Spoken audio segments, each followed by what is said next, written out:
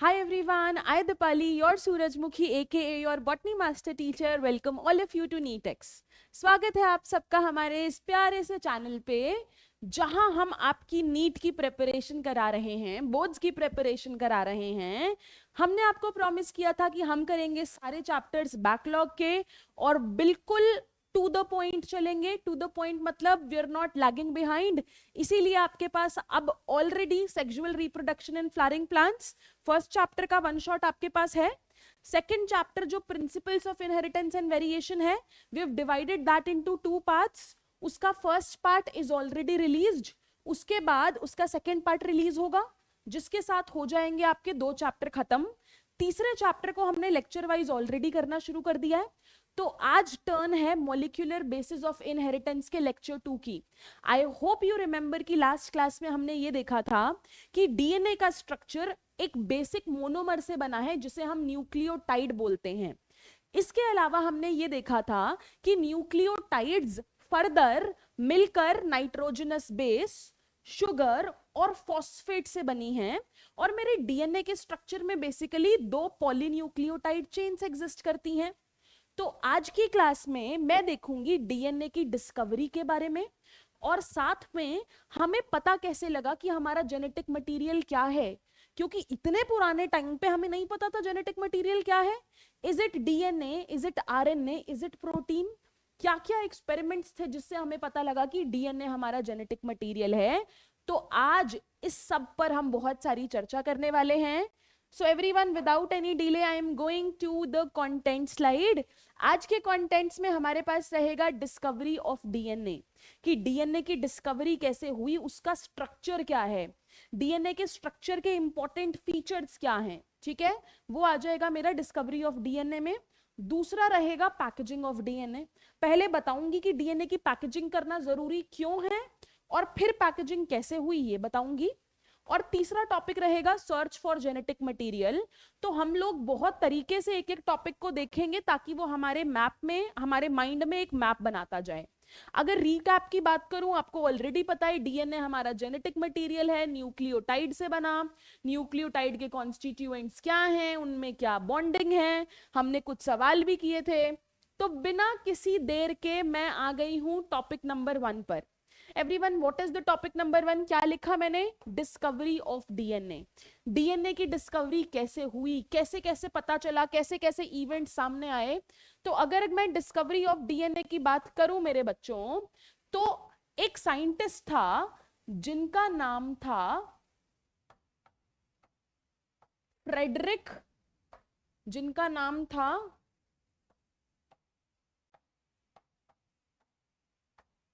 Frederick mister. Frederick Miescher ने 1869 के अंदर ऐसा बोला कि कोई ना कोई सेल के न्यूक्लियस के अंदर एसिडिक सब्सटेंस प्रेजेंट है। फ्रेडरिक मीस्टर ने क्या बोला, किस चीज के बारे में बताया? Presence of some acidic substance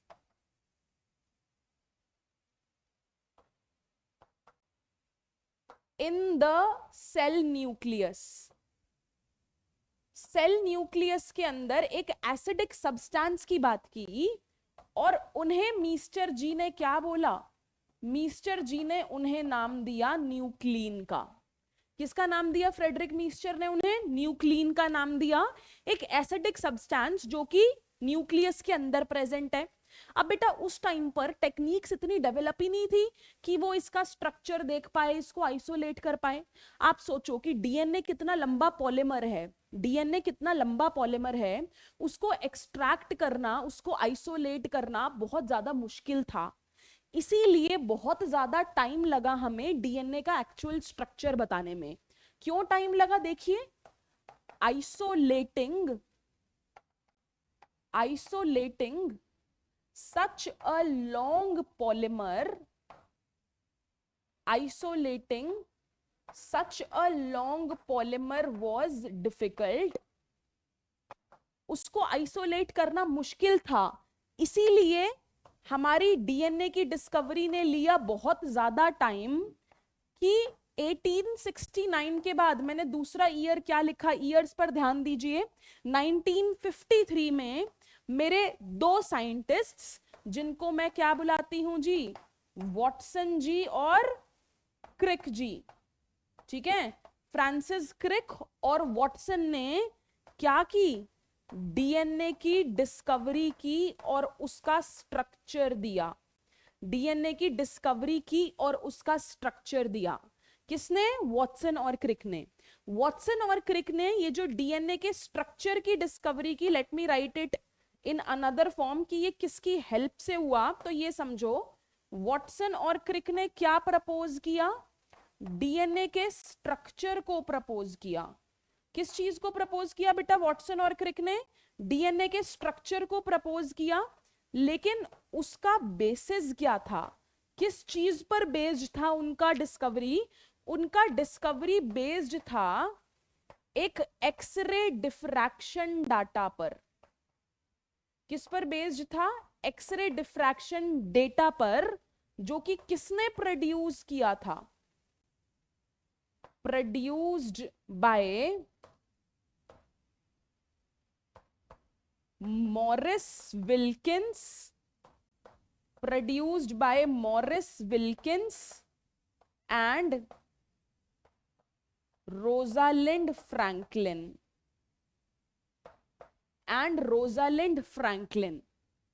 Am I making sense everyone? Friedrich Miescher ने 1869 में ये बोला कि न्यूक्लियस के अंदर कुछ एसिडिक सब्सटेंस है, उसे न्यूक्लीन बोला। उसके बहुत टाइम तक डीएनए डिस्कवर नहीं हो पाया। क्यों? क्योंकि इतने बड़े पॉलीमर को आइसोलेट करना बहुत डिफिकल्ट था। ग्रेजुअली जब अच्छी अच्छी टेक्निक्स डेवलप हो गई विद टाइम, तो 1953 में वॉटसन और क्रिक ने एक एक्सरे डिफ्रैक्शन डेटा की हेल्प से डीएनए का स्ट्रक्चर डिस्कवर किया।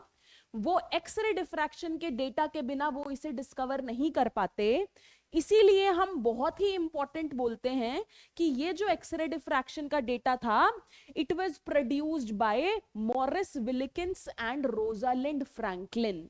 It was produced by Morris Wilkins and Rosalind Franklin. तो ये जो आप जेम्स वॉटसन और क्रिक देख रहे हो, देखो ये वॉटसन और क्रिक है हमारे, इन्होंने क्या, ये एल्यूसिडेट कर रहे हैं डीएनए का स्ट्रक्चर। मैंने आपको बताया इन्होंने डीएनए का जो स्ट्रक्चर है वो एल्यूसिडेट किसके बेसिस पर किया? एक्सरे डिफ्रैक्शन डेटा के बेसिस पर। किसके बेसिस पर किया? X-ray diffraction data. अब ये एक्सरे डिफ्रैक्शन डेटा आप बोलोगे कि मैम कैसा दिखता है? बेटा सपोज करो कि मैंने आपके लिए ये बनाया कि भाई एक्सरे डिफ्रैक्शन का डेटा ऐसा आया, और उसके अंदर ना आपको कुछ यूं यूं नजर आ रहा था। देखो बेटा,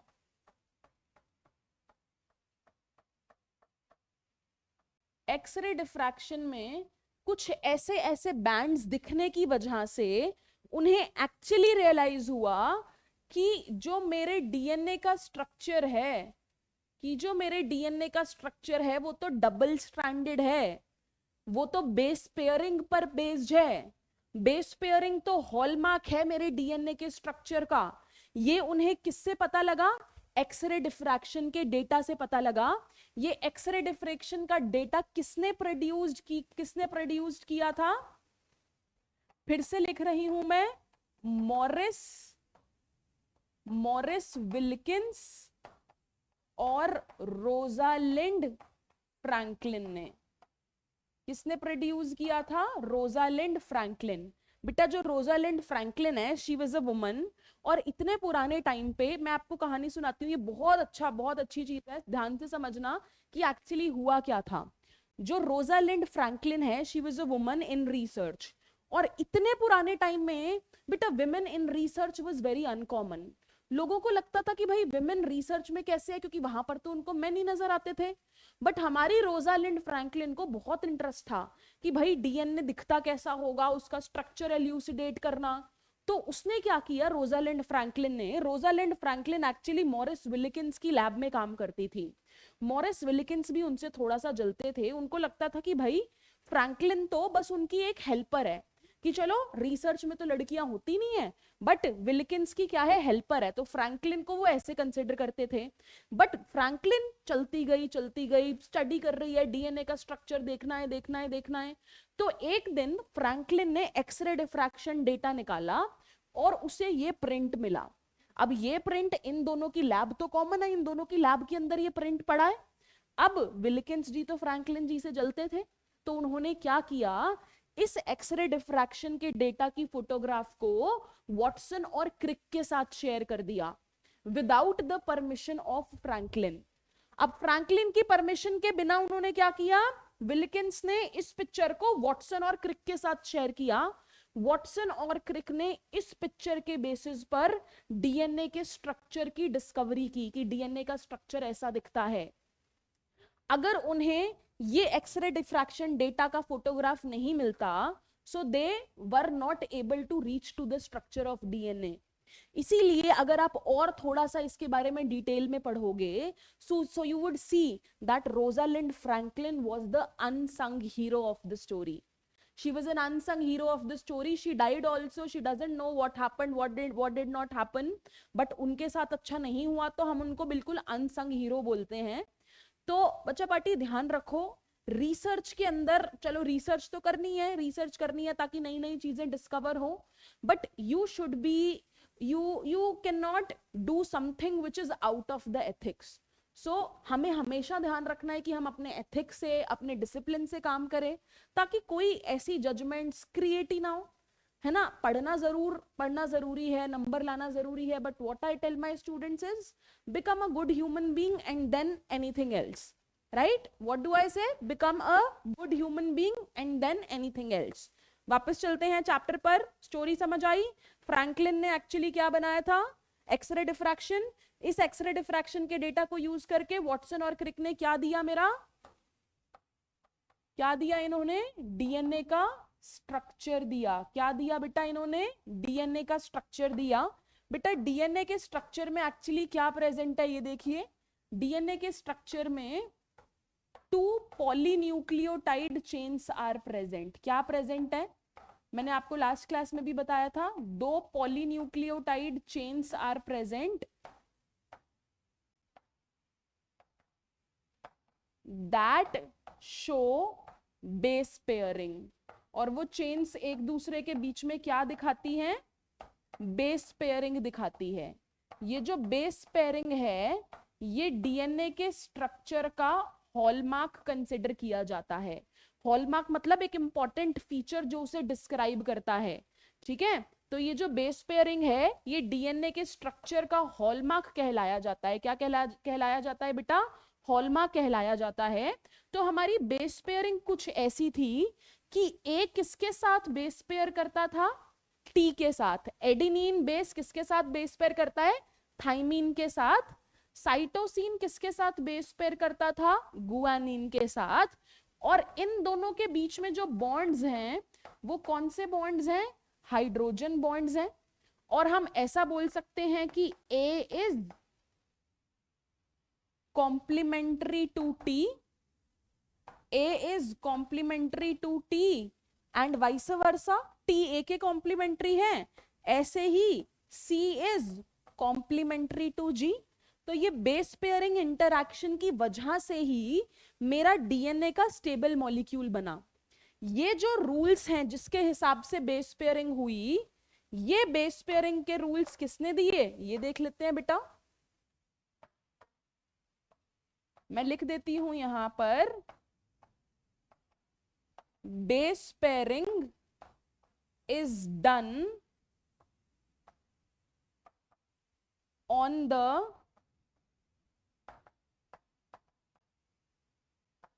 principles of Erwin चार्गफ.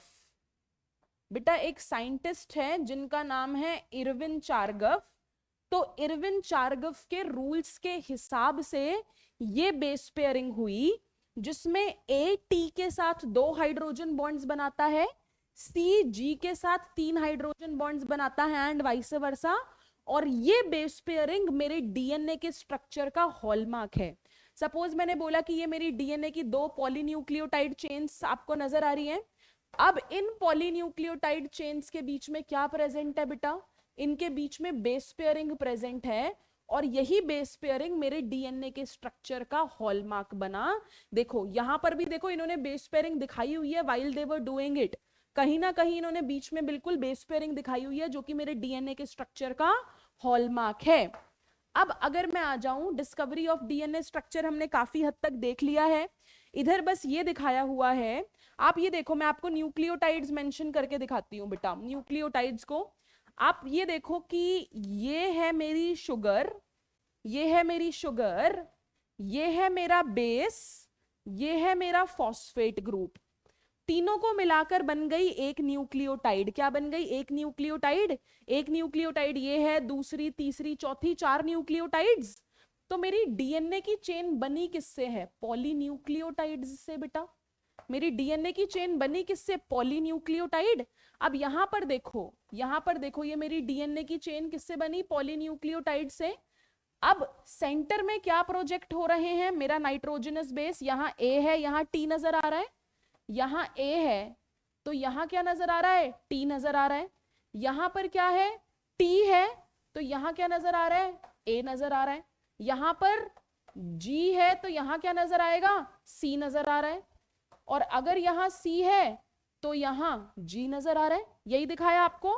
Also a और टी के बीच में 2 हाइड्रोजन बॉन्ड्स, देखिए 2 हाइड्रोजन बॉन्ड्स, ए और टी के बीच में 2 हाइड्रोजन बॉन्ड्स, जी और सी के बीच में 3 बॉन्ड्स, सी और जी के बीच में 3 बॉन्ड्स, ये हैं हाइड्रोजन बॉन्ड्स। ठीक है। अब आप अगर मेरी इस डीएनए को देखेंगे तो ए को बोला मैंने एक polynucleotide chain, B is the second polynucleotide chain, क्योंकि अब हमें इसका स्ट्रक्चर देखना है आगे डिटेल में। तो अगर आप ये पॉलीन्यूक्लियोटाइड चेन देखोगे, इसके एक एंड पर बहुत ध्यान से देखो, क्या आपको 5' फॉस्फेट नजर आ रहा है? मैंने इसे सर्कल कर दिया। क्या आपको 5' फॉस्फेट नजर आ रहा है? और इधर 3' OH नजर आ रहा है। इधर 3' OH है, इधर 5' फॉस्फेट और इधर 3' OH। इसका मतलब ये है कि अगर ये एंड 5' फॉस्फेट का एंड है तो ये एंड हमेशा 3' OH का होगा। अगर ये 3' OH है तो यहां 5' फॉस्फेट होगा और यहां क्या होगा? 3' OH। तो जो मेरी डीएनए की दोनों स्ट्रैंड्स हैं, एक स्ट्रैंड अगर 5 to 3 रन करती है तो दूसरी स्ट्रैंड 3 to 5 रन करती है। इसी को हम क्या बोलते हैं बेटा? डीएनए का एंटी पैरेलल नेचर। तो अभी तक इस डायग्राम में आपको क्या क्या नजर आया? इस डायग्राम में मेरे को एंटी पैरेलल नेचर नजर आया, 5 to 3, 3 to 5 नजर आया। मुझे बेस पेयरिंग का समझ आ गया कि बेस पेयरिंग कैसी दिखती है। मुझे कॉम्प्लीमेंटैरिटी का समझ आ गया कि ए टी के साथ बॉन्ड बनाएगा, सी जी के साथ बॉन्ड बनाएगा। अगर ये ऐसा कर रहा है बेटा, तो अगर मैं आपको कुछ बोलूं A plus G is equal to C plus T, तो बताओ ये सही है या नहीं है? सोचो। a plus G is equal to C plus T, is it right और रॉन्ग एवरीवन? थोड़ा दिमाग लगाओ, इज इट राइट और रॉन्ग? देखो मैं इधर लिख रही हूं a plus G is equal to C plus T. जितना a रहेगा उतना t रहेगा, जितना g रहेगा उतना c रहेगा, क्योंकि एक दूसरे के साथ ही बेस पेयर करते हैं। इसको मैं एक और तरीके से लिख सकती हूं, a plus G upon C plus T is equal to 1। हमेशा ये कांस्टेंट रहेगा। या फिर इसको मैं कैसे बोल सकती हूं? Purine always base pairs with a pyrimidine। Purine always base pairs with a pyrimidine। तो ये डीएनए के स्ट्रक्चर की डिस्कवरी ग्रेजुअली हुई 1953 में, वॉटसन और क्रिक ने की, और काफी सारी चीजें आपको इस स्ट्रक्चर में ऑलरेडी समझ आ रही हैं बेटा। ठीक है। अब हम क्या देखेंगे, अब हम देखेंगे सेलिएंट फीचर्स, इंपॉर्टेंट फीचर्स हमारे डीएनए के। ये देखिए, the two chains have anti parallel polarity, जिसका मतलब है कि एक 5 to 3 रन कर रही है तो दूसरी 3 to 5 करेगी। ठीक है, अब एक और चीज जो हमने अभी तक देख ली कि ये जो मेरा डीएनए है उसकी बैकबोन किससे बनी है। देखो, बैकबोन बनी है शुगर और फॉस्फेट से। ध्यान से देखो, बैकबोन किससे बनी, शुगर से और साथ में फॉस्फेट से। ये बैकबोन बन रही है, बैकबोन किससे बनी, शुगर और फॉस्फेट से। And the basis project towards inside.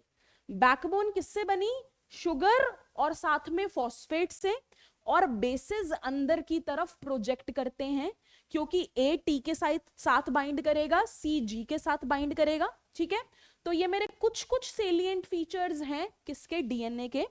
अब हम इन सेलिएंट फीचर्स को लिखना शुरू करते हैं। 4-5 पॉइंट्स है बेटा, बिल्कुल सीक्वेंशियली हम इनको नोट करते हैं। 4-5 पॉइंट्स हैं, हम इस पेज पे इसको सीक्वेंशियली नोट डाउन करते हैं। तैयार है बेटा सेलिएंट फीचर्स लिखने के लिए? I hope it is clear to you. पहले मैंने बोला कि जो मेरी डीएनए है, DNA is made up of two, it is made up of two polynucleotide chains. किससे बना है मेरा डीएनए बेटा, दो पॉलीन्यूक्लियोटाइड चेन्स से बना है। किससे बना है, दो पॉलीन्यूक्लियोटाइड चेन्स से, where sugar and phosphate, sugar and phosphate forms the backbone. क्या बनाएंगे, शुगर और phosphate will form the backbone and bases will project inside। Bases अंदर की तरफ प्रोजेक्ट करेंगे, मुझे ये ऑलरेडी पता लग गया है। दूसरा पॉइंट ये रहेगा, two strands are anti-parallel to each other। they are what everyone, anti-parallel to each other, जिसका मतलब if one runs in 5' to 3' direction,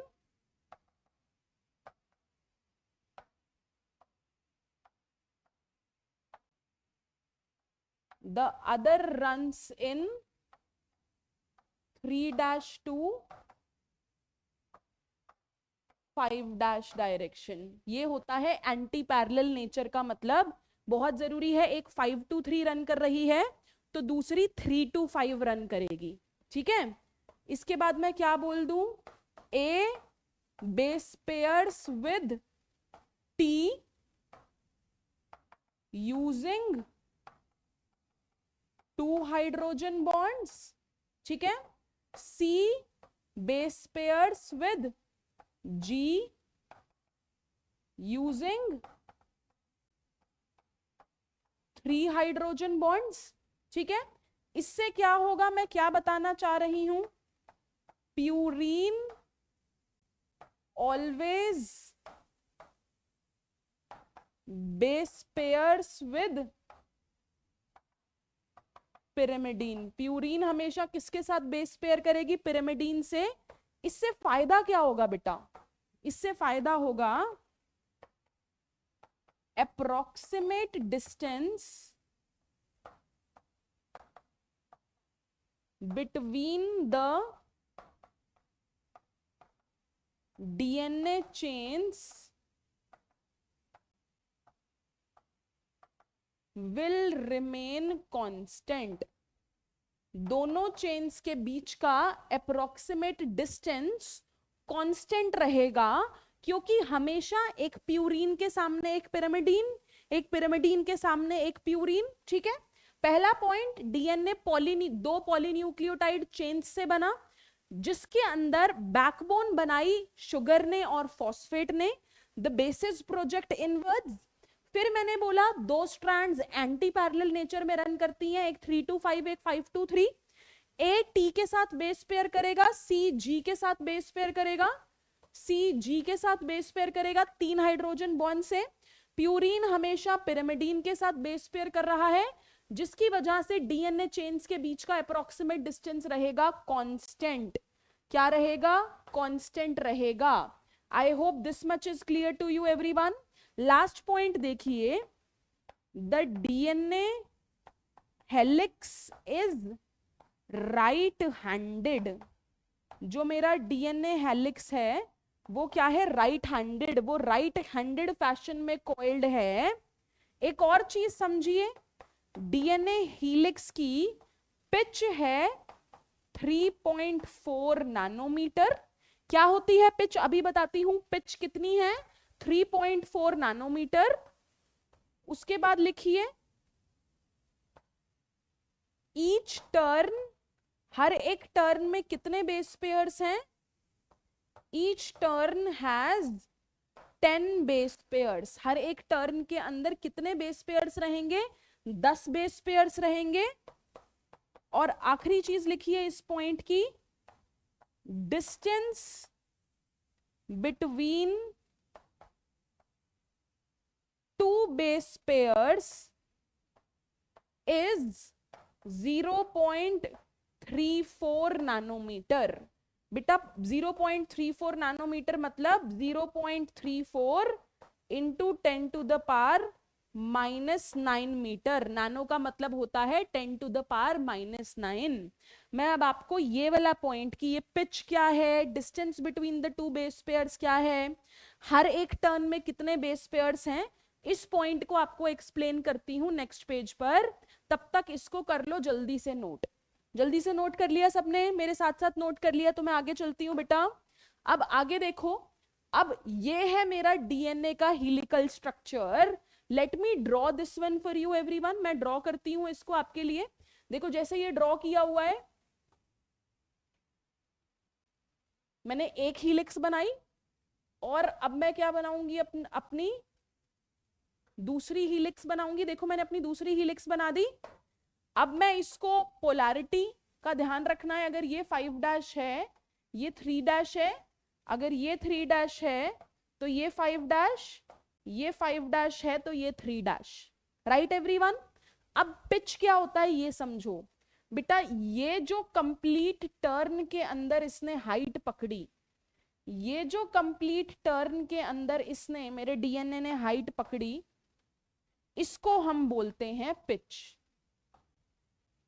ये एक कंप्लीट टर्न लिया इसने, ऐसे एक कंप्लीट टर्न लिया, इसके अंदर जो इसने हाइट पकड़ी इसे हम बोलते हैं पिच।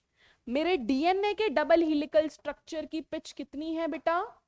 3.4 नैनोमीटर या फिर 3.4 into 10 to the power -9 metre. एक ही बात है। देखिए यहां पर आपको पिच नजर आएगी, 3.4 नैनोमीटर होती है बेटा पिच। अब आगे देखिए, मैंने बोला कि अगर ये डिस्टेंस 3.4 नैनोमीटर है और एक टर्न के अंदर 3, 4, 5, 6, 7, 8, 9, 10 बेस पेयर्स हैं। कितने बेस पेयर्स हैं? 10 बेस पेयर्स हैं। तो दो बेस पेयर्स के बीच का गैप कितना होगा? इस टर्न में कितने बेस पेयर्स हैं बेटा? 10 बेस पेयर्स हैं। पूरे की लेंथ 3.4 नैनोमीटर है, तो दो बेस पेयर्स के बीच का डिस्टेंस कितना होगा? 0.34 नैनोमीटर। बहुत ही आसान है। यही मैंने आपको बताया, यही मैंने आपको बताया। जो मेरा ये डीएनए है, अगर मैं इसकी चौड़ाई देखूं, चौड़ाई मतलब कि अगर मैं आपसे इसके डायामीटर की बात करूं तो इसका डायामीटर होता है 2 नैनोमीटर। इसका ये जो चौड़ाई बेटा आप देखोगे, इसका डायामीटर कितना होता है? इसका डायामीटर होता है 2 नैनोमीटर। तो ये मेरा है double helical structure, 5 to 3 run कर रहा है। बैकबोन, ये जो मेरी क्या बोला मैंने, ये जो मेरी बैकबोन है वो शुगर और फॉस्फेट से बनी है। बेसिस बीच में प्रोजेक्ट करते हैं। हाइड्रोजन बॉन्डिंग से जुड़े हैं, बेसेस बीच में प्रोजेक्ट कर रहे हैं। ये बैकबोन शुगर और फॉस्फेट से मिली, हर एक टर्न में 10 बेस पेयर्स हैं, पिच 3.4 नैनोमीटर है, दो बेस पेयर्स के बीच का डिस्टेंस 0.34 नैनोमीटर है, डायामीटर इस पूरे स्ट्रक्चर का, जिसको मैं इतना बोल दूं, क्या रहेगा, 2 नैनोमीटर रहेगा। 4 पॉइंटर्स हमने ऑलरेडी लिखे हैं पिछले पेज पे। I am writing the last one, I am writing the last one, ठीक है। DNA structure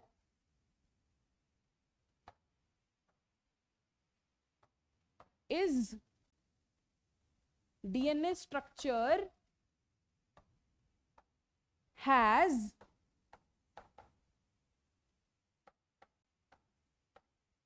stacking base pair interaction, stacking base pair interaction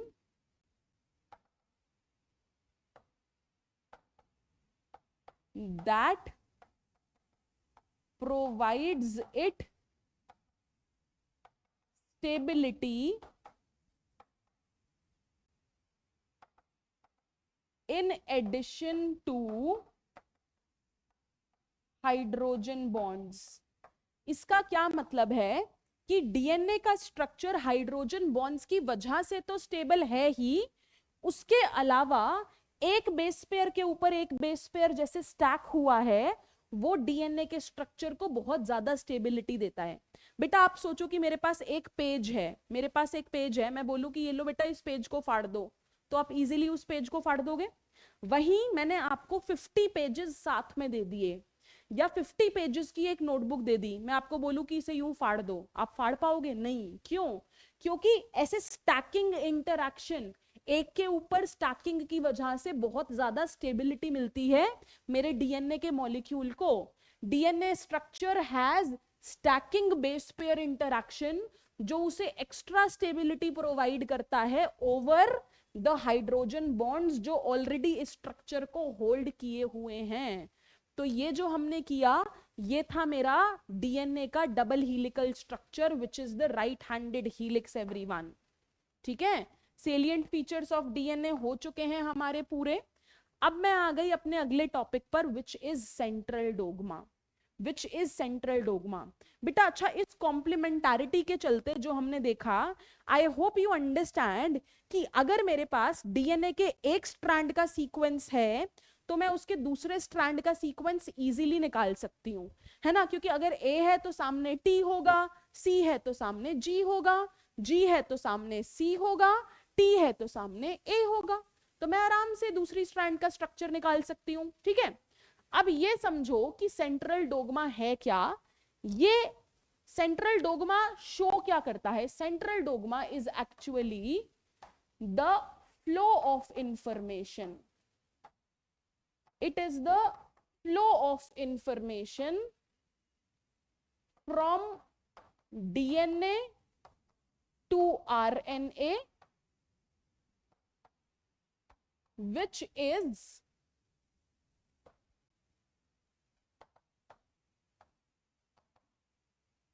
ultimately expressed as proteins, which is ultimately expressed as proteins. अभी मैं आपको समझाती हूं बेटा। Central dogma का concept दिया था मेरे प्यारे साइंटिस्ट फ्रांसिस क्रिक ने। किसने दिया था? फ्रांसिस क्रिक ने। सेंट्रल डोग्मा हमें फ्लो ऑफ इंफॉर्मेशन समझाता है कि जो डीएनए है ऑर्गेनिजम्स के अंदर, डीएनए कन्वर्ट होकर क्या बनाता है? आरएनए, और आरएनए एक्सप्रेस होकर फाइनली प्रोटीन्स बनाता है।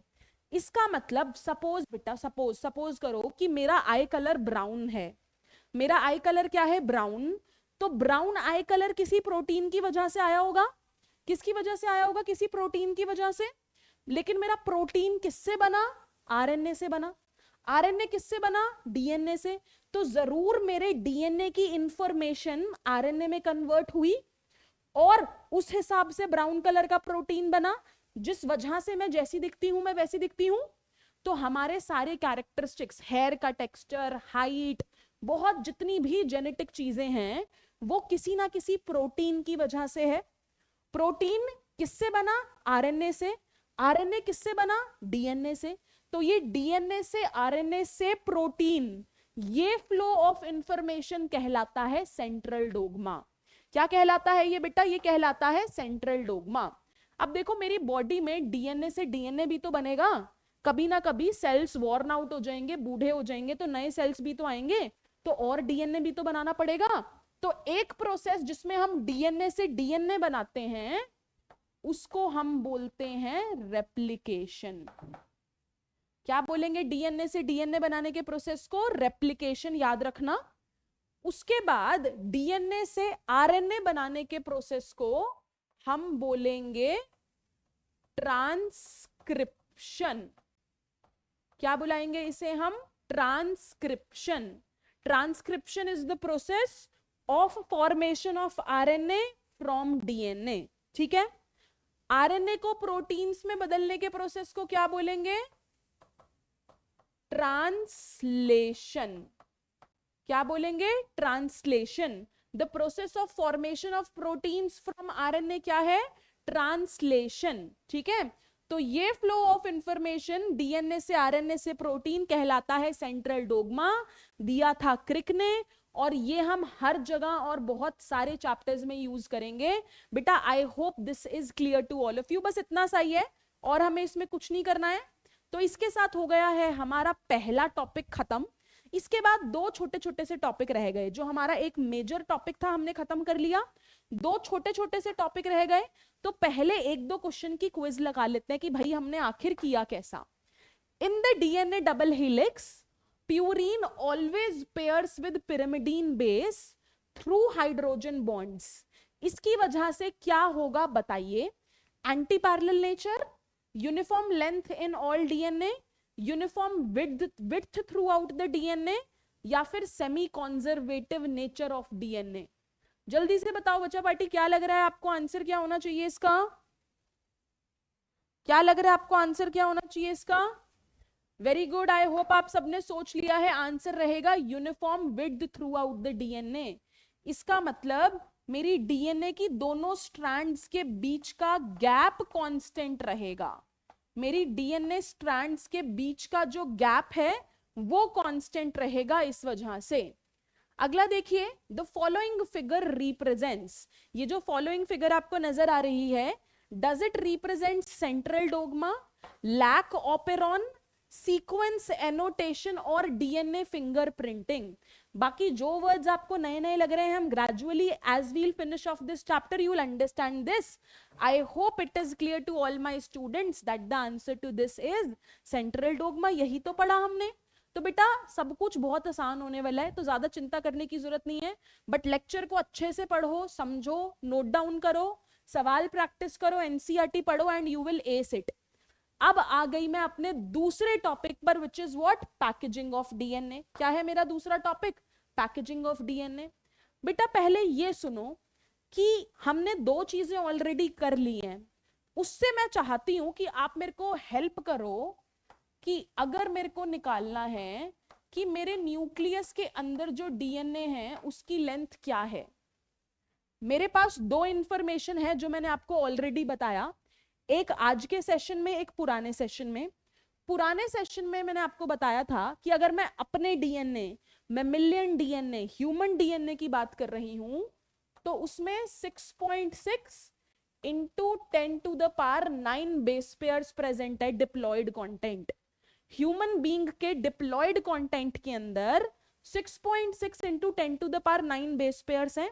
मुझे पता है कि टोटल बेस पेयर्स का नंबर मेरे को पता है। क्या पता है मेरे को बेटा?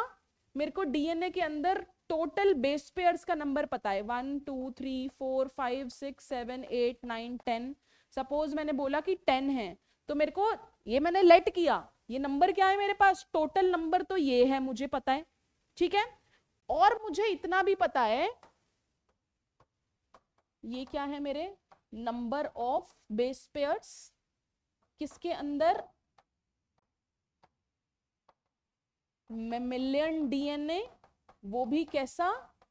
जो कि डिप्लॉयड हो, ये उसके बेस पेयर्स का नंबर है।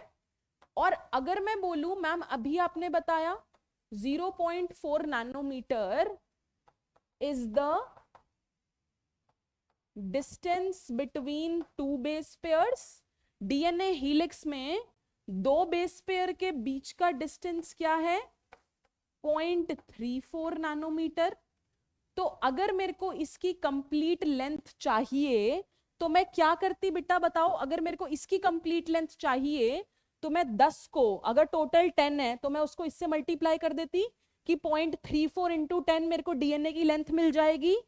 इसीलिए मैंने यहां पर क्या किया, लेंथ ऑफ डीएनए निकालने के लिए 6.6 into 10 to the power 9 base pairs into 0.34 nanometre मतलब 10 टू द पावर -9 मीटर किया। तो अगर आप इसे कैलकुलेट करोगे आपका आंसर आ जाएगा 2.2 मीटर्स। आप बोलोगे मैम आपने गलत निकाला है, 2.2 मीटर्स तो बहुत ज्यादा होता है, एक सेल तो मैं देख भी नहीं पा रहा इजीली।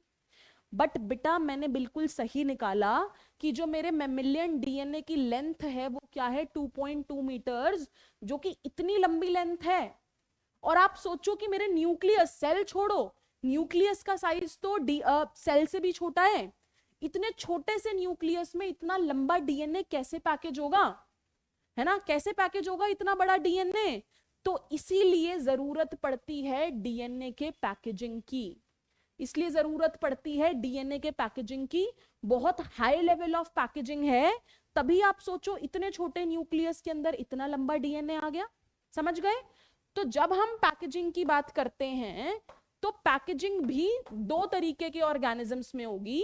पहले मैं आपको बता देती हूं, अगर मैं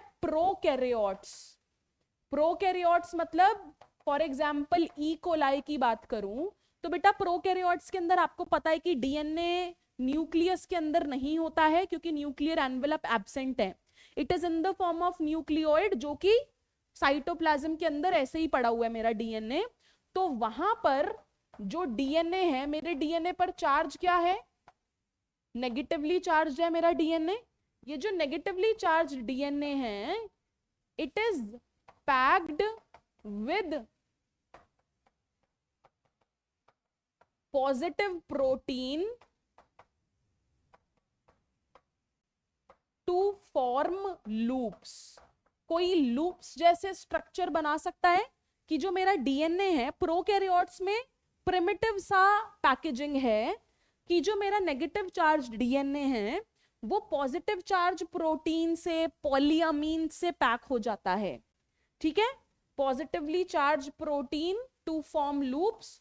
प्रोटीन की जगह आप पॉलीअमीन्स भी कंसिडर कर सकते हैं कि कुछ पॉलीअमीन्स की हेल्प से मेरा डीएनए पैकेज हो गया, उसने लूप्स वगैरह बनाए। ऐसा होता है प्रोकैरियोट यानी कि ई कोलाई के अंदर फॉर एग्जांपल। अब अगर मैं हमारी पैकेजिंग, यूकैरियोट्स के पैकेजिंग की बात करूं तो वो होती है कुछ ऐसे जैसे आप देख रहे हो। अब आप सोचो कि आपके पास पतंग वतंग उड़ाई होगी आपने। पतंग में क्या होता है, बहुत लंबा सा डोरा होता है। अब आपको अगर उस डोरा को समेटना है तो आप क्या बोलोगे कि मैम चरखी तो लाओ। क्या बोलोगे आप? मैम चरखी तो लाओ। क्यों? क्योंकि चरखी के ऊपर हम डोरा को बांध सकते हैं, तो वो एक छोटी सी जगह में आ जाएगा जो अदरवाइज इतना बिखरा हुआ है। तो ऐसे ही मेरे डीएनए की पैकेजिंग यूकैरियोट्स में कुछ प्रोटीन्स के थ्रू होती है। वो प्रोटीन कोर बना लेते हैं, उन प्रोटीन ने सेंटर का कोर बना लिया जिसपे मेरा डीएनए रैप होता है, जिसपे मेरा डीएनए रैप होता है। ठीक है? तो आप देख रहे हो कि ये मेरा डीएनए है, मेरा डीएनए रैप हो रहा है किसके ऊपर? इस कोर के ऊपर। ये कोर किस चीज का बना? ये हिस्टोन प्रोटीन का बना बेटा। तो मैंने क्या बोला? अब मैं पैकेजिंग की किस में बात कर रही हूं? मैं पैकेजिंग की बात कर रही हूं यूकैरियोट्स के अंदर। किसके अंदर पैकेजिंग की बात कर रही हूं मैं? यूकैरियोट्स के अंदर। मैंने क्या बोला कि जो मेरा डीएनए है, क्या है? जो मेरा डीएनए है वो कैसा चार्ज्ड है? It is negatively charged. मेरा डीएनए क्या है? Negatively charged. और दिस डीएनए इज पैकेज्ड, इसको कैसे पैकेज किया है? Using positive charge protein. किसकी हेल्प से? पॉजिटिव चार्ज प्रोटीन की हेल्प से, जिनका नाम है हिस्टोन प्रोटीन। जिनका नाम क्या है बेटा? Histone protein. Histone proteins are rich in, they are rich in basic amino acids. किसमें रिच है? बेसिक अमीनो एसिड्स, जैसे कि लाइसीन, जैसे कि आर्जिनिन। तो मेरे हिस्टोन प्रोटीन्स लाइसीन और आर्जिनिन में रिच होने की वजह से एक बेसिक तो हैं और एक पॉजिटिव चार्ज कैरी करते हैं। क्यों? क्योंकि पॉजिटिव चार्ज जरूरी है पैकेज करने के लिए नेगेटिव चार्ज डीएनए को। ठीक है। इसके अलावा ये देखिए कि ये जो मेरा हिस्टोन प्रोटीन है, क्या है? Histone protein, it exists in the form of, किसकी फॉर्म में एग्जिस्ट करता है? ऑक्टामर की। ऑक्टामर मतलब किसी चीज की कितनी सब यूनिट्स हैं? 8 सब यूनिट्स। तो ये 8 सब यूनिट्स कैसे आई? तो हिस्टोन के टाइप देखिए, एक का नाम है H2A, दूसरे का नाम H2B, तीसरे का H3 और आखिरी का H4। H2A, H2B, H3 और H4। और इन सब के कितने मॉलिक्यूल्स प्रेजेंट हैं?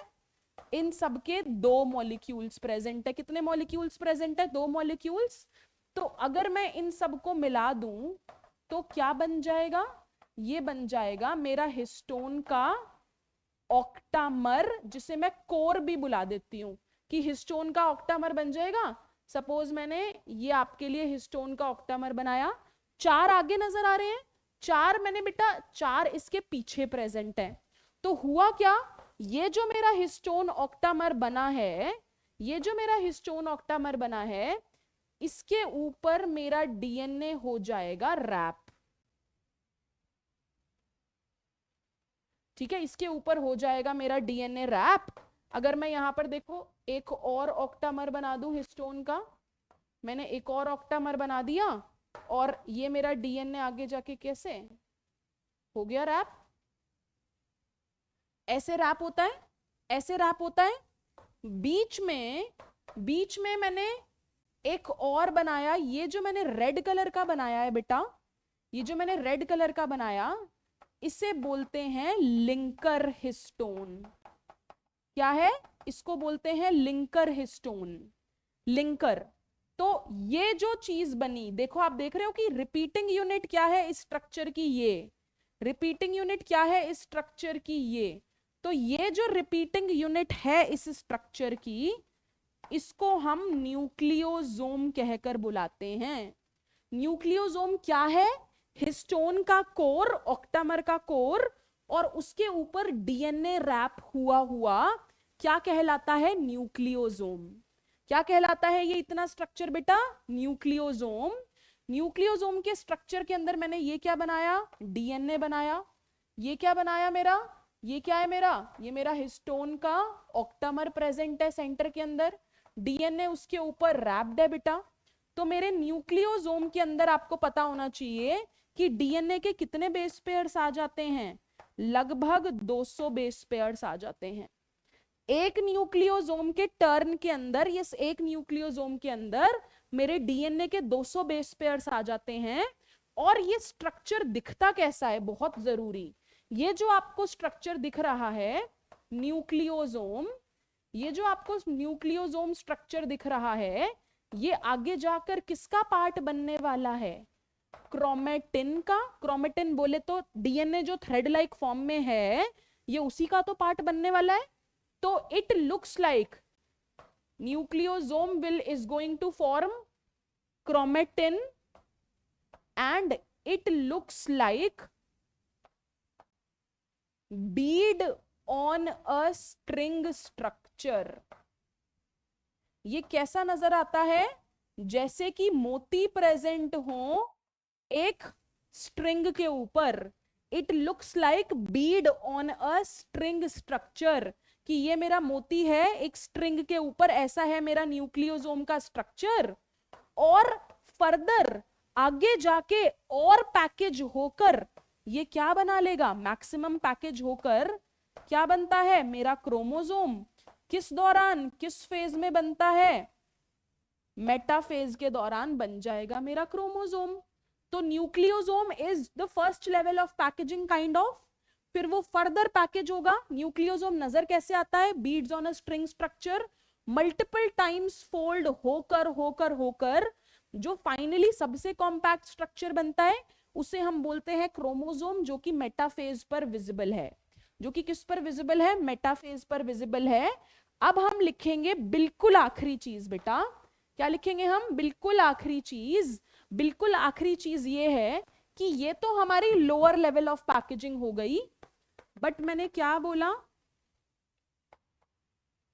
स्टार लगा रही हूं, higher level of packing, higher level of packing is done by non histone chromosomal proteins.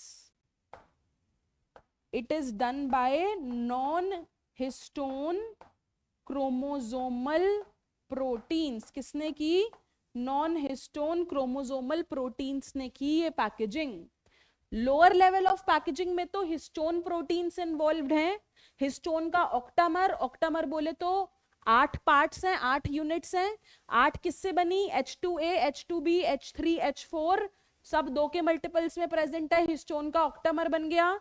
ये लिंकर हिस्टोन है बेटा, लिंकर हिस्टोन H1 टाइप का होता है। लिंकर हिस्टोन H1 टाइप का होता है। इसकी रिपीटिंग यूनिट को न्यूक्लियोसोम बोला। ये क्रोमेटिन में beads on a string structure के हिसाब से दिखता है, अल्टीमेटली क्रोमोसोम बना देता है। हायर लेवल ऑफ पैकिंग किसकी हेल्प से होती है, बहुत जरूरी, non histone NHC protein, non histone chromosomal protein. देख लीजिए बोर्ड को। इसके साथ हमारा पैकेजिंग ऑफ DNA का टॉपिक भी हो जाता है खत्म। और अगर मैं आगे चलूं तो अगला टॉपिक है टाइप्स ऑफ क्रोमेटिन। बोले तो क्रोमेटिन के टाइप्स, किसके टाइप्स बेटा, बहुत ही छोटा लॉजिकल अच्छा सा टॉपिक है ये। क्या मैंने बोला, किसके टाइप्स, क्रोमेटिन के। क्रोमेटिन होता क्या है आपको पता है, पहले ये बताओ। DNA इन थ्रेड लाइक फॉर्म। जब मेरा DNA थ्रेड लाइक फॉर्म में है तो मैं उसे क्रोमेटिन बुलाती हूं बेटा। अब ये जो क्रोमेटिन है इसके 2 टाइप्स हैं। पहले टाइप को मैंने बोला,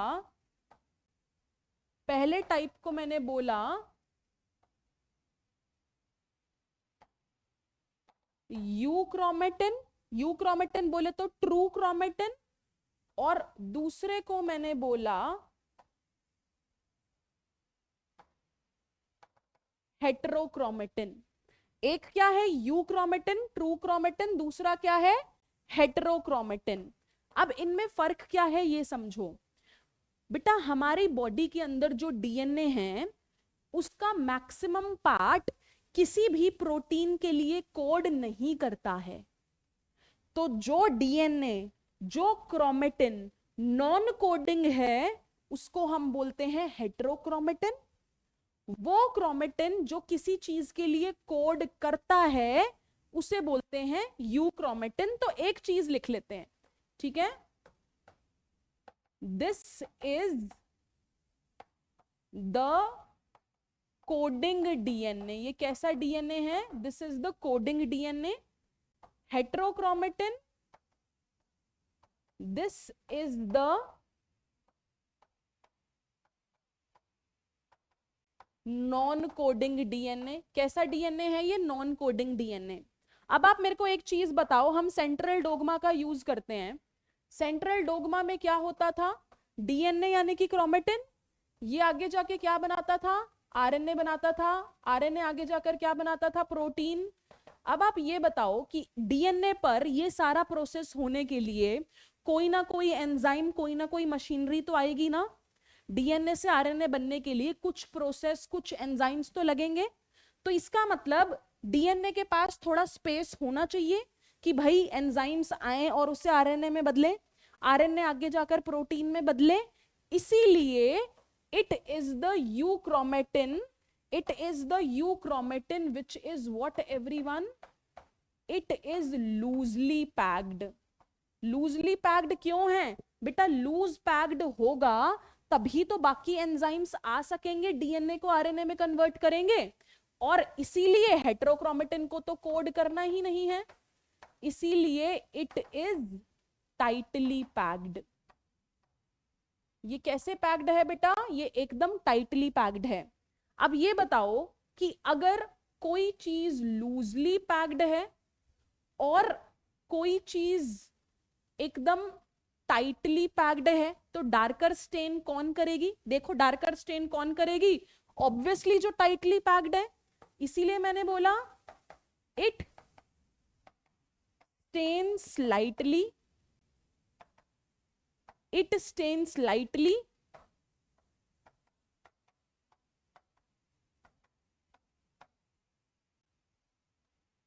इट स्टेन्स डार्कली। ये लाइटली स्टेन होता है, ये डार्कली स्टेन होता है। Euchromatin, heterochromatin, loose chromatin, dense chromatin, darkly stained, non coding, tightly packed. Loosely packed, coding form, lightly stained. Lightly stained everyone. देखो बिल्कुल लॉजिकल है। अगर आपको समझ आ गया यूक्रोमेटिन होता क्या है, हेट्रोक्रोमेटिन होता क्या है, क्यों जरूरत है लूज पैकेजिंग की, तो आप इनको कभी गलत कर ही नहीं सकते हो। समझ गए? तो आप इनको कभी गलत कर ही नहीं सकते हो। I hope this is clear to everyone. आंखों में आंसू आ गए क्या बेटा, या नहीं आया? अभी एनर्जी है? अभी थोड़ी सी लास्ट छोटा सा टॉपिक पेंडिंग है, बहुत इंटरेस्टिंग टॉपिक है। सर्च फॉर जेनेटिक मटेरियल बहुत बढ़िया टॉपिक है।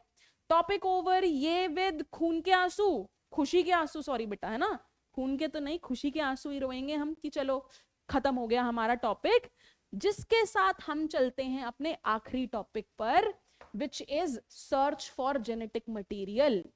बेटा इस टाइम तक हमें मीस्टर ने न्यूक्लिन के बारे में बता दिया था, मेंडल के लॉज भी आ गए थे कि भाई मेंडल के लॉज इनहेरिटेंस के ये हैं, लॉ ऑफ डोमिनेंस वगैरह। ये जो हमारे बाकी साइंटिस्ट हैं, सटन हो गया, मॉर्गन हो गया, इन्होंने कुछ कुछ एक्सपेरिमेंट की। तो हमारी सर्च इतनी नैरो डाउन हो गई थी कि जेनेटिक मटेरियल का रिश्ता कहीं ना कहीं क्रोमोसोम तक तो है, कि वो क्रोमोसोम तक पहुंच गए थे। लेकिन तब तक इतना नहीं पता था कि डीएनए ही जेनेटिक मटेरियल है। तो मैंने आपको बोला कि जब मैं सर्च फॉर जेनेटिक मटेरियल की बात करती हूं तो मीस्टर के न्यूक्लिन का कॉन्सेप्ट देने के बाद, मेंडल के क्रोमोसोमल लॉज के बाद, सटन, मॉर्गन, इतने सारे साइंटिस्ट के अलग अलग एक्सपेरिमेंट के बाद मेरी सर्च इतनी नैरो डाउन हो गई थी कि कुछ ना कुछ तो क्रोमोसोम के अंदर ही है जो कि जेनेटिक मटेरियल है। बट अभी भी ये पता रहना कि डीएनए जेनेटिक मटेरियल है, DNA is the molecule of inheritance, वो नहीं पता था। इसीलिए उस सर्च ऑफ जेनेटिक मटेरियल को करने के लिए हम दो एक्सपेरिमेंट्स का साथ लेंगे। इसका मतलब दो एक्सपेरिमेंट, एक ग्रिफिथ का ट्रांसफॉर्मेशन एक्सपेरिमेंट और एक हर्शी और चेज का एक्सपेरिमेंट। इन दोनों एक्सपेरिमेंट से एक्चुअली आगे जाकर प्रूव हुआ कि एक्चुअली जो जेनेटिक मटेरियल है वो डीएनए है और कुछ नहीं। समझ रहे हो? तो मैंने ऑलरेडी क्या बताया, मैंने बोला कि भाई अगर मैं बोलूं कि हमारे मीस्टर जी ने न्यूक्लिन का कॉन्सेप्ट दे दिया था, मेरे मेंडल जी ने सारे के सारे लॉज के बारे में बात कर ली थी, मैं और सटन और मॉर्गन और साइंटिस्ट के बारे में बात करूं, सबकी ऑब्जर्वेशंस के बाद मेरी सर्च कहां पर नैरो डाउन हो गई? मुझे पता लगा कि मेरी सर्च नैरो डाउन हो गई क्रोमोसोम्स पर, कि कुछ तो क्रोमोसोम्स के अंदर है। But still, but the molecule of inheritance was not yet discovered, लेकिन अभी भी ये नहीं पता था कि भाई ये मॉलिक्यूल इनहेरिटेंस का आखिरकार है क्या। इसीलिए हम दो एक्सपेरिमेंट्स पढ़ेंगे। पहला एक्सपेरिमेंट है हमारे ग्रिफिथ जी का, ठीक है, पहला है ग्रिफिथ जी का। दूसरा रहेगा हर्शे और साथ में चेज का, हर्शे और चेज का, जिससे कि प्रूव होगा कि एक्चुअली डीएनए ही हमारा जेनेटिक मटेरियल है। ठीक है, तो आज की क्लास में, इस स्पेसिफिक क्लास में हम ग्रिफिथ के एक्सपेरिमेंट को देखेंगे और हर्शी एंड चेज के एक्सपेरिमेंट को हम नेक्स्ट क्लास में देखेंगे। तो इसका मतलब मैं आ गई अपने एक्सपेरिमेंट पर। किस चीज पर आ गई बेटा? मैं अपने एक्सपेरिमेंट पर आ गई। कौन सा एक्सपेरिमेंट है? ट्रांसफॉर्मिंग प्रिंसिपल का। ट्रांसफॉर्मिंग एक्सपेरिमेंट किसने दिया था, कब दिया था? जल्दी से इसको करके कर देते हैं हम एकदम खत्म। आई होप सब बच्चे मेरे साथ हैं। बेटा ये एक्सपेरिमेंट आया था 1928 में और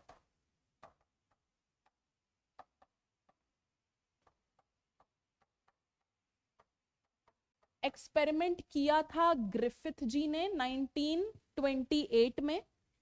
इन्होंने इस एक्सपेरिमेंट के अंदर एक बैक्टीरिया का यूज किया जिसका नाम है स्ट्रेप्टोकोकस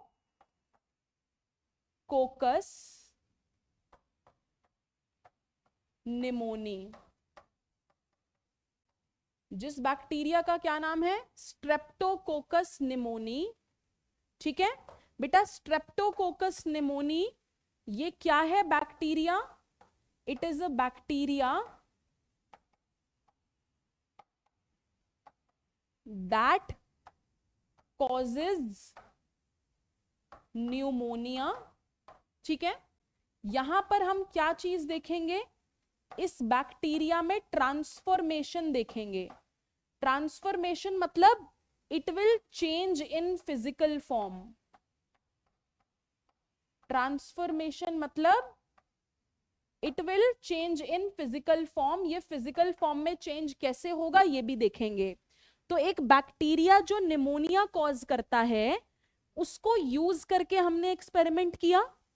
उस निमोनिया कॉजिंग बैक्टीरिया को हम माइस में इंजेक्ट करने वाले हैं बेटा। किसमें? माइस में। उससे पहले हमें यह जानना है कि ये जो बैक्टीरिया एक्चुअली है ये दो फॉर्म्स में एग्जिस्ट करता है। किसमें एग्जिस्ट करता है बेटा? दो फॉर्म्स में एग्जिस्ट करता है। किन दो फॉर्म्स में एग्जिस्ट करता है? एक को हम बोलते हैं आर स्ट्रेन बैक्टीरिया, दूसरे को हम बोलते हैं S strain bacteria. R strain bacteria और एस स्ट्रेन बैक्टीरिया। यहां पर आर का मतलब है रफ, एस का मतलब है स्मूथ। ये स्मूथ क्यों है? क्योंकि इसके पास एक म्यूकस का कोट था, तो जो कि शुगर से बना है। एक म्यूकस का कोट था जो कि पॉलीसेकेराइड, शुगर से बना है। किससे बना है? शुगर से। अब ये जो म्यूकस का कोट है जो शुगर से बना है, इसकी वजह से ये वायर्यूलेंट था। बेटा वायर्यूलेंट का मतलब होता है ऐसा बैक्टीरिया जो कि डिजीज कॉज करे। वायर्यूलेंट का क्या मतलब है? जो कि क्या कॉज करे बेटा? डिजीज कॉज करे। वहीं जो मेरा आर स्ट्रेन बैक्टीरिया था वो क्या था? नॉन वायर्यूलेंट। वो क्या था? नॉन वायर्यूलेंट। तो इस चीजों को समझ लो कि ग्रिफिथ ने इस एक्सपेरिमेंट के अंदर स्ट्रेप्टोकोकस निमोनी को यूज किया। हम इस एक्सपेरिमेंट में ट्रांसफॉर्मेशन देखेंगे। स्ट्रेप्टोकोकस निमोनी वो बैक्टीरिया है जो निमोनिया कॉज करता है। बैक्टीरिया दो फॉर्म्स में एग्जिस्ट करता है, आर स्ट्रेन और S strain. R strain rough है, एस स्ट्रेन स्मूथ है। स्मूथ क्यों है? क्योंकि एक पॉलीसेकेराइड का कोट प्रेजेंट है। एस स्ट्रेन वायर्यूलेंट है, आर स्ट्रेन नॉन वायर्यूलेंट है। ठीक है, आर स्ट्रेन नॉन वायर्यूलेंट है। अब सीधा एक्सपेरिमेंट को खत्म करते हैं। देखो यहां पर लिखा है आर स्ट्रेन हार्मलेस है बेटा, वायर्यूलेंट नहीं है। एस स्ट्रेन के पास कैप्सूल एक पॉलीसेकेराइड कोट है जो कि उसको क्या बना देता है, जो कि उसको वायरुलेंस देता है, जो कि उसको क्या देता है, वायरुलेंस देता है। अब हम इस एक्सपेरिमेंट को करेंगे मात्र 4 स्टेप्स में और फिर कर देंगे कॉन्क्लूड, जिसके साथ हो जाएगा हमारा एक्सपेरिमेंट खत्म। तो मैम जल्दी से 4 स्टेप्स बता दो। 4 स्टेप्स हैं हमारे, देखिए बहुत ध्यान से देखिएगा। 4 स्टेप्स क्या हैं? पहला एक्सपेरिमेंट का स्टेप, मैंने लिया आर स्ट्रेन बैक्टीरिया। क्या लिया मैंने बेटा? आर स्ट्रेन बैक्टीरिया लिया, उसको मैंने इंजेक्ट कर दिया आर स्ट्रेन बैक्टीरिया को मेरे माइस के अंदर। किसके अंदर? माइस के अंदर इंजेक्ट कर दिया। अब आर स्ट्रेन वायरुलेंट है कि नॉन वायरुलेंट? Non virulent. इसका मतलब द माइस विल लिव, माइस जिंदा रहेगा। क्यों? क्योंकि आर स्ट्रेन तो नॉन वायरुलेंट है। ठीक है। दूसरा मैंने क्या किया, मैंने लिया एस स्ट्रेन बैक्टीरिया। क्या लिया? एस स्ट्रेन बैक्टीरिया लिया मैंने। एस स्ट्रेन बैक्टीरिया को मैंने फिर से इंजेक्ट किया ऐसे ही एक और माइस में।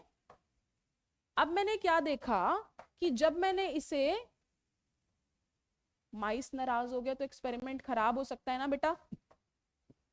अब मैंने देखा द माइस डाइज। क्यों? क्योंकि एस स्ट्रेन वायरुलेंट स्ट्रेन है बेटा। वायरुलेंट स्ट्रेन है तो मेरे माइस की डेथ हो जाएगी। क्या हो जाएगी? मेरे माइस की डेथ हो जाएगी। इतना क्लियर है?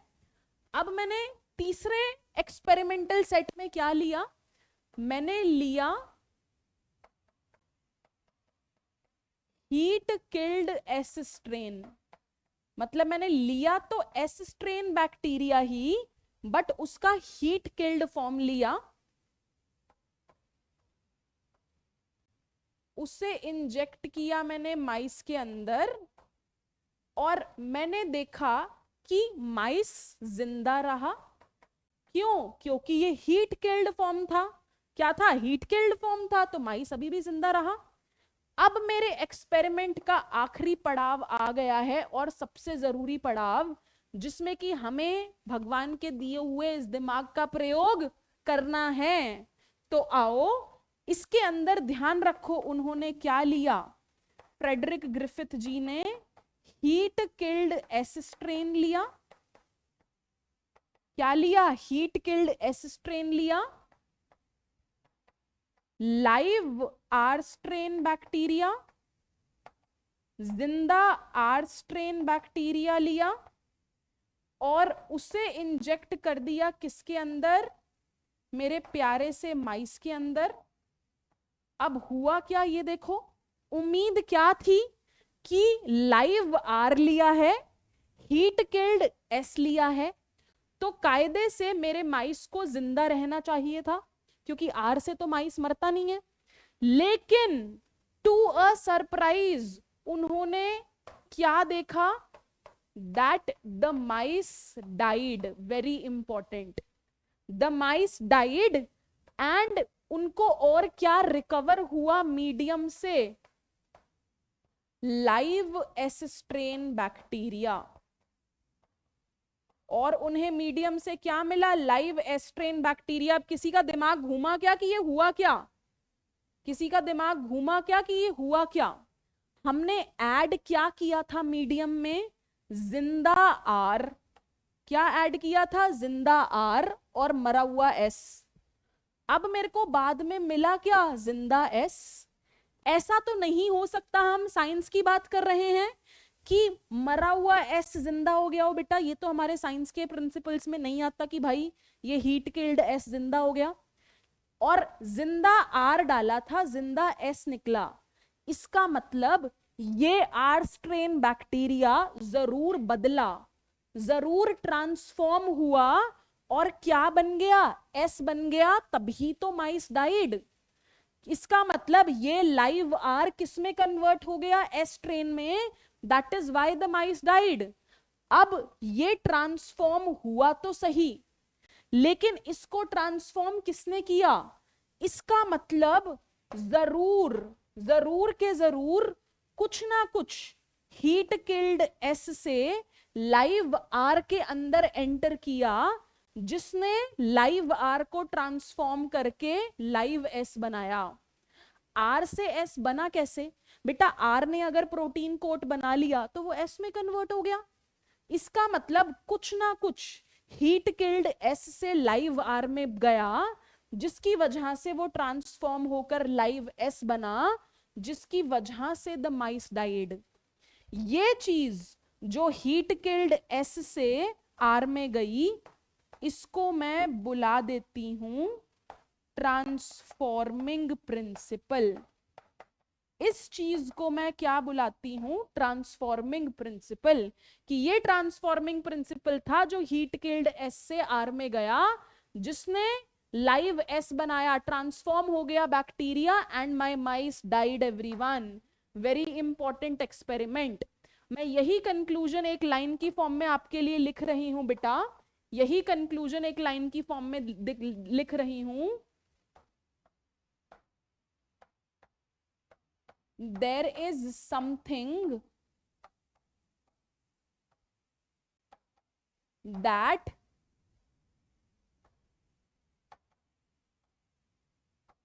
entered from heat killed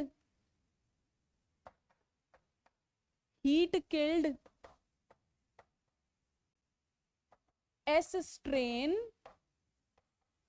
to S2R strain that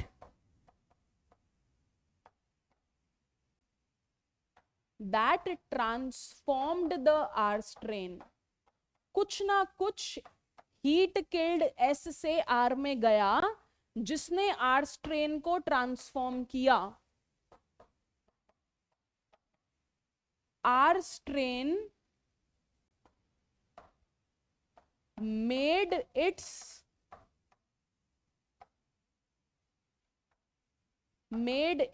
polysaccharide coat and got transformed into, और किसमें बदल गया? got transformed into S strain bacteria and got transformed into S strain bacteria that killed the mice, जिसने actually मेरे माइस को मार दिया।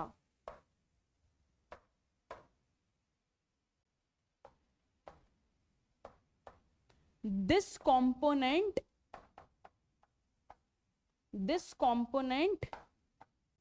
that moved from, जो कि कहां से कहां गया? हीट किल्ड, जो कहां से कहां गया? हीट किल्ड एस स्ट्रेन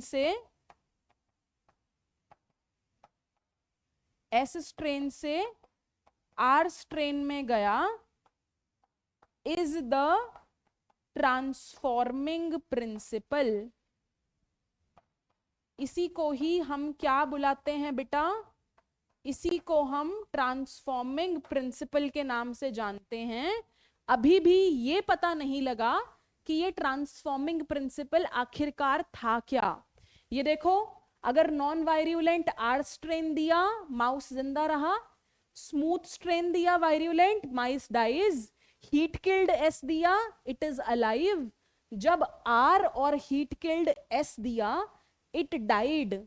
और साथ में से क्या रिकवर हुआ? लाइव एस स्ट्रेन, जिसका कंक्लूजन मैंने आपको बता दिया है। I have written it in the form of line also, ताकि आप इसको एक्सप्रेस कर पाए। क्योंकि ये एक्सपेरिमेंट ऐसा है कि आप बनाने में, अगर स्कूल में ये बना के आ जाओगे, so the teacher would want an explanation, तो आप स्कूल में भी इसे अच्छे से लिख पाओ। इसीलिए मैंने आपके लिए इसका कंक्लूजन भी लिख दिया है कि आपकी अंडरस्टैंडिंग बेटर हो जाए। Rest everyone, we teachers are always there for you. We teachers are always there for you. आप बोलोगे मैम आपने बोला था कि ये तो लास्ट एक्सपेरिमेंट है। बेटा लास्ट के बाद बस ये उसका हल्का सा कॉन्टिन्यूएशन है, ताकि हमारा टॉपिक ब्रेक ना हो। तो मैंने आपको ये बोला कि ट्रांसफॉर्मिंग प्रिंसिपल है जो कि हीट किल्ड एस से आर में गया, तो फिर मेरे 2 साइंटिस्ट नहीं 3 साइंटिस्ट हैं एक्चुअली, जिनका नाम है, साइंटिस्ट का नाम सुनिए पहले, एवरी मैक्लियोड और मैककार्टी। एवरी मैक्लियोड और मैककार्टी, ये 3 साइंटिस्ट ने मिलकर 1933 और 34 की बात है। ग्रिफिथ का एक्सपेरिमेंट कब का है? 1928। तो 28 के बाद क्या आया? 1933 टू 34। उसमें एवरी मैक्लियोड और मैककार्टी ने क्या डिफाइन किया, क्या बताने की कोशिश की? बायोकेमिकल नेचर, कि एक्चुअली नेचर क्या था उस ट्रांसफॉर्मिंग प्रिंसिपल का। तो ये एक तरीके से ग्रिफिथ के एक्सपेरिमेंट का कॉन्टिन्यूएशन सा लगा लो बेटा, कि भाई ट्रांसफॉर्मिंग प्रिंसिपल तो था, क्योंकि पहले सबको लगता था कि ये ट्रांसफॉर्मिंग प्रिंसिपल वाज प्रोटीन। क्या था ये transforming principle? It was protein. क्या था? It was protein. तो एवरी मैक्लियोड और मैककार्टी ने बायोकेमिकल नेचर को डिफाइन करने की कोशिश की कि ये क्या है जो कि हीट किल्ड एस से आर में गया और जिसने ट्रांसफॉर्मेशन कॉज किया। तो इन्होंने इस एक्सपेरिमेंट को कैसे किया? Again we will do just 3 small steps and it would give you the answer. ठीक है, मेरे साथ साथ नोट करना 3 स्मॉल स्टेप्स। बेटा इन 3 छोटे छोटे स्टेप्स में हम ग्रिफिथ के एक्सपेरिमेंट के 4th स्टेप को मल्टीपल टाइम्स करने वाले हैं। जैसे कि आप बोलोगे कि मैम क्या बोल रहे हो, समझ नहीं आ रहा। तो step number 1, step number 2, step number 3, 1 2 3। First में हम हमेशा क्या लेते हैं बेटा, ये देखो, हीट किल्ड एस स्ट्रेन लिया हमने, और साथ में क्या लिया? आर स्ट्रेन लिया था, लाइव आर स्ट्रेन लिया था, और क्या लिया था हमने? माउस लिया था, राइट। हमने ये किया, ठीक है। इसके मैं ट्रिप्लिकेट्स बना रही हूं सबसे पहले, कि ये चीज मैंने 3 बार की उसी वाले स्टेप को। तो heat killed S strain bacteria लिया, साथ में लाइव आर स्ट्रेन लिया, चौथा स्टेप रिपीट कर रहे हैं, उसको माइस में इंजेक्ट किया। कहोगे मैम पैर तो बना दो, माइस नाराज हो जाएगा। तीसरे स्टेप में भी यही, ये लीजिए, heat killed S strain plus live R strain plus मेरा माइस। अब देखिए इनमें फर्क क्या रहेगा बाकी सब में। मैंने तो ये तीनों में सेम चीज लिखी बेटा, हमारे 4th स्टेप को रिपीट किया। अब उनको कंफ्यूजन था क्या कि क्या मेरा ट्रांसफॉर्मिंग प्रिंसिपल, उनको कंफ्यूजन था क्या कि क्या मेरा ट्रांसफॉर्मिंग प्रिंसिपल डीएनए है, क्या वो आरएनए है, या क्या वो प्रोटीन है। ये 3 चीजों में कंफ्यूजन था कि मेरा ट्रांसफॉर्मिंग प्रिंसिपल डीएनए है कि आरएनए है कि प्रोटीन है। तो इसलिए इन्होंने पहले सेटअप में एक एंजाइम डाला जिसका नाम है प्रोटीएस। अब बेटा प्रोटीएस एंजाइम डला तो उसने किसको डाइजेस्ट कर दिया? प्रोटीन को। किसको डाइजेस्ट कर दिया? प्रोटीएस ने प्रोटीन को। अब सोचो अगर ट्रांसफॉर्मिंग प्रिंसिपल प्रोटीन रहता तो क्या ट्रांसफॉर्मेशन होता? क्योंकि मैंने तो प्रोटीन्स को डाइजेस्ट कर दिया। अगर ट्रांसफॉर्मिंग प्रिंसिपल प्रोटीएज होता तो ट्रांसफॉर्मेशन ना होता। लेकिन यहां पर उन्होंने क्या देखा? उन्होंने क्या देखा कि मेरा ट्रांसफॉर्मेशन हुआ।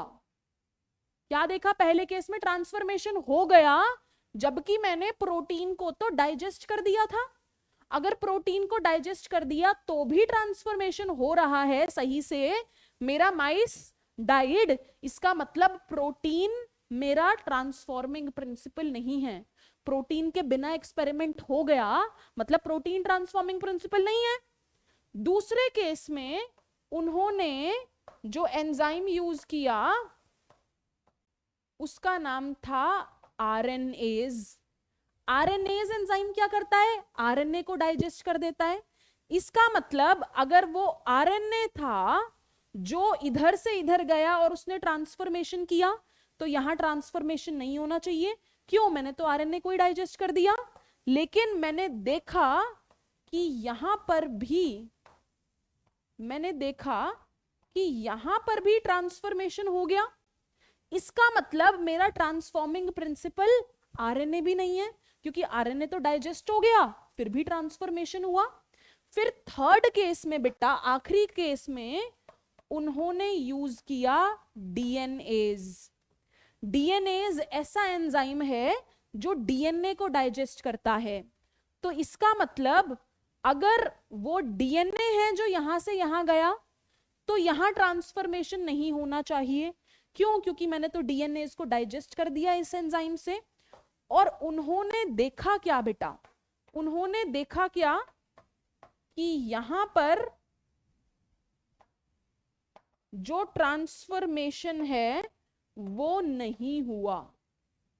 इन्होंने देखा यहां ट्रांसफॉर्मेशन नहीं हुआ, जिससे क्या पता लगा कि जो मेरा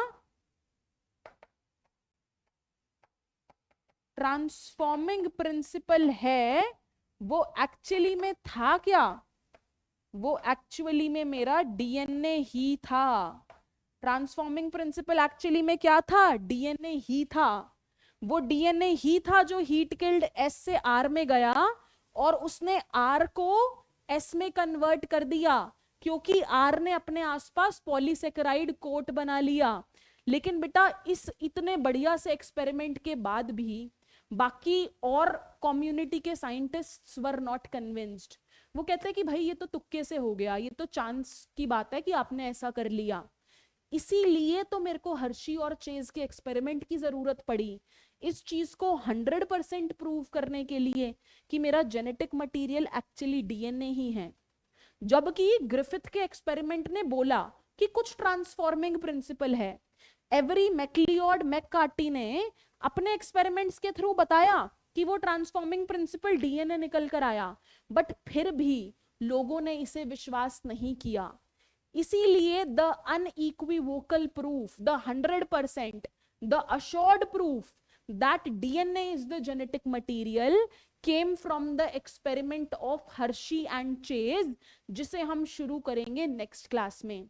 सो लेक्चर 3 विल मेक सेंस। अगर आपको यहां तक समझ आया तो एकदम ध्यान रखिएगा, जिसके साथ हमारे आ गए हैं खुशी के बहुत सारे आंसू। क्यों? क्योंकि हमने पूरा के पूरा लेक्चर 2 बहुत बढ़िया से मक्खन की तरह खत्म कर लिया है। एक दो क्विज के question and then okay, bye bye, टाटा, see you. Transformation was discovered by Watson Crick, Griffith और क्या है, मीसेल्सन स्टॉल और रोजालिंड फ्रैंकलिन। ट्रांसफॉर्मेशन का एक्सपेरिमेंट किसने किया था? जल्दी बताओ। वेरी गुड, वो किया था जी ग्रिफिथ ने। ये तो हमें पता ही है, यही तो पढ़ रहे हैं इतनी देर से। आखिरी सवाल बहुत ध्यान से करना, which is correct with reference to the transforming principle। Transforming principle के रेफरेंस में क्या सही है? एस स्ट्रेन को इंजेक्ट किया माइस के अंदर तो माइस जिंदा रहा, आर स्ट्रेन को इंजेक्ट किया तो माइस मर गया, एस स्ट्रेन को हीट किल करके माइस में इंजेक्ट किया सो द माइस डाइड, या फिर एस स्ट्रेन को हीट किल किया, आर को लाइव डाला, माइस में इंजेक्ट किया so the mice died. Everyone, what do you think is the answer? बहुत आसान है, अगर आपने अच्छे से समझा है then you would be able to do it. Very good everyone, the answer is what? The answer is D. हम इतनी बार फोर्थ स्टेप को पढ़ चुके हैं, ट्रांसफॉर्मिंग प्रिंसिपल वाले स्टेप को पढ़ चुके हैं। इसके साथ हो जाती है बच्चा पार्टी हमारी क्लास एकदम खत्म। आई होप आपको सब कुछ अच्छे से समझ आया everyone. I hope you all understood everything. Summary की बात करो, हमने क्या बोला? हमने बात की शुरू में डीएनए की डिस्कवरी की, मीस्टर से स्टार्ट किया, वॉटसन क्रिक पे गए, फ्रैंकलिन की बात की, विल्किंस की बात की, एक्सरे डिफ्रैक्शन की बात की, फिर डीएनए का स्ट्रक्चर देखा, एक्चुअली उसके सेलिएंट फीचर्स, कॉम्प्लीमेंटारिटी सब देखा। उसके बाद देखा कि पैकेजिंग की जरूरत क्यों है, पैकेजिंग की जरूरत है तो प्रोकैरियोट्स में कैसे होती है, यूकैरियोट्स में कैसे होती है, हिस्टोन के थ्रू न्यूक्लियोसोम बनता है, Beed on a string structure बनता है। उसके बाद क्रोमेटिन के टाइप्स देखे, यू क्रोमेटिन, हेट्रोक्रोमेटिन। उसके बाद आए सर्च फॉर जेनेटिक मटेरियल, कि सर्च फॉर जेनेटिक मटेरियल में हमने किस चीज की बात की, कि जब मैं सर्च कर रही हूं तो पहले किसका एक्सपेरिमेंट आया, ग्रिफिथ का, ट्रांसफॉर्मिंग प्रिंसिपल का, और उसका बायोकेमिकल नेचर एवरी मैक्लियोड और मैकार्टी ने दिया। 100% प्रूफ के लिए अगली क्लास में देखेंगे हर्शी और चेज का एक्सपेरिमेंट। इसी के साथ ही सबको धन्यवाद यहां तक लेक्चर को सुनने के लिए। प्लीज अच्छे से नोट्स बनाना, एनसीईआरटी रीड करना, क्वेश्चंस की प्रैक्टिस करना, ताकि ये चैप्टर आपके दिमाग में एकदम से छप जाए। Everyone again don't forget to subscribe to the channel, to switch on the notifications so that you get to know whenever we are coming online, we are sending you lectures. So please take all of this seriously and share as much as you can do. Keep smiling, keep studying everyone. I will see you very soon. Bye bye. Take care everyone. Thank you.